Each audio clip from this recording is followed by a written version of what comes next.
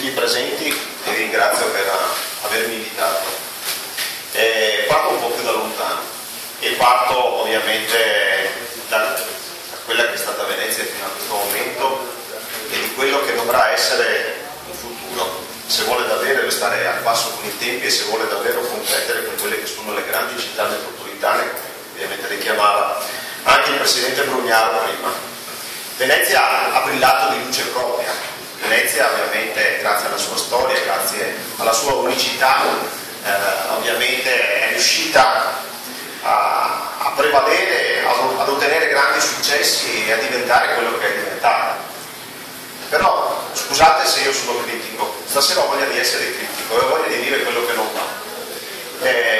Venezia non ha brillato grazie alla sua politica, scusate se lo dico, non ha brillato grazie alle sue istituzioni. In tanti anni Venezia ha solo chiacchierato, non ha costruito un suo disegno di sviluppo futuro. Ci sono state, per carità, tante brave persone che si sono impegnate, ma ci sono state delle resistenze che hanno impedito a Venezia di diventare quello che meritava di essere e soprattutto quello che merita di essere in prospettiva. Anzi, il rischio è che avanti di questo passo, se noi non cambiamo registro, perdiamo anche questo investimento del Palazzo della Luce. Credo di non dire nulla di misterioso.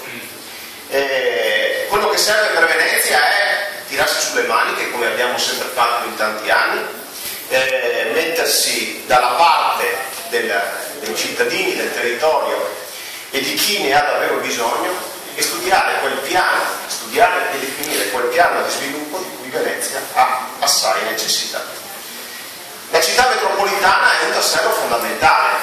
La città metropolitana può fare di Venezia in pratica la porta da e per l'Europa, sfruttando naturalmente il porto, sfruttando l'aeroporto, sfruttando anche quelle che sono le aree industriali più importanti che oggi ci sono, compresa Porto Marghera, e diventare una realtà integrata dove i comuni si mettono insieme, fanno sistema, si aiutano ovviamente a sostenere determinati costi e creano le condizioni per cui certi servizi ai cittadini li possono dare anche nei momenti di carestia.